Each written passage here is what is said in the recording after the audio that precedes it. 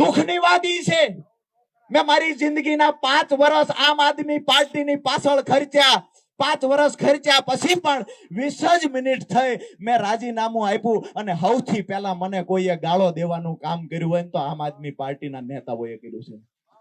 દોસ્તો, તમને એ કહેવા માટે આવ્યો છું, મારી પાસે મોટી મોટી રાજકીય પાર્ટીઓ પાસે જેમ ફંડ આવે એવા પૈસા નથી। આજે અહીંયા ટ્રેક્ટર 150 ગોઠવાળા છે, સ્વયંભૂ ખેડૂતો આવ્યા છે, ઉપેન્દ્રભાઈ સહિતની ટીમે અહીંયા ચલાળા ગ્રામ પંચાયત હોય, મીઠાપુર ગ્રામ પંચાયત હોય, ઈગોરાળા ગ્રામ પંચાયત હોય કે આજુબાજુના ગામડાના ખેડૂતો સ્વયંભૂ આજે અહીંયા આવ્યા છે કે રાજુ કરપડા આવે, અમારો ભાઈ આવે છે, એનું સ્વાગત ને હામૈયા કરવાની તૈયારી અહીંયા થઈ છે।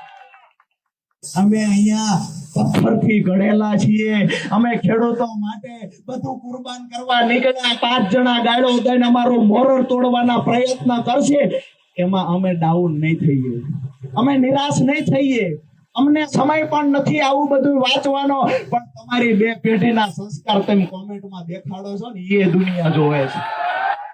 અને જે લોકોને વારસાઈમાં જન્મતાની હારે જેને ગાળું શીખવાડી હોય એમના મમ્મી પપ્પાએ ઈ આપણા ફેસબુકમાં ને ઇન્સ્ટામાં ગાળું લખે છે।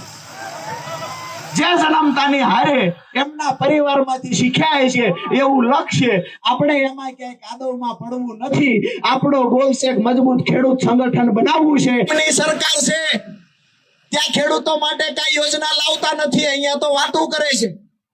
અને હું તો એ પણ કહું છું કે એમનો વિરોધ કરીએ તો સરકાર એવું ન સમજે કાલ ખેડૂતો અમારા ભેળાય છે। અમે તો જગતના બાપ છીએ, અમારું મજબૂત સંગઠન બનાવવા આગળ વધ્યા છીએ। ગુજરાતમાં 60% કરતા વધારે વસ્તી અમારા સમાજની છે, સૌથી મોટો અમારો સમાજ છે।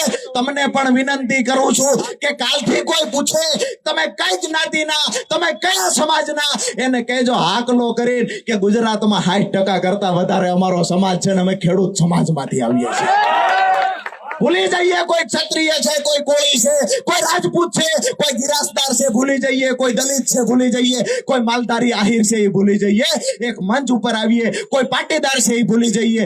આ લોકો આપણને અલગ અલગ વાડામાં વહેંચે છે। એક વખત મન બનાવી લ્યો કે અમારો સમાજ ખેડૂત સમાજ, અમારો ધર્મ ખેડૂત છે, અમારી જ્ઞાતિ ખેડૂત છે અને ખેડૂતો માટે કોઈ લડતું હશે તો એને ખંભે ખંભો આપીને આગળ લઈ જવાની જવાબદારી પણ અમારી છે। હજુ સુધી તમે અમારી ચેનલને સબસ્ક્રાઇબ નથી કરી તો અત્યારે જ ન્યૂઝરૂમ ગુજરાતને સબસ્ક્રાઇબ કરો, ફેસબુક અને ઇન્સ્ટાગ્રામ પર ફોલો કરો।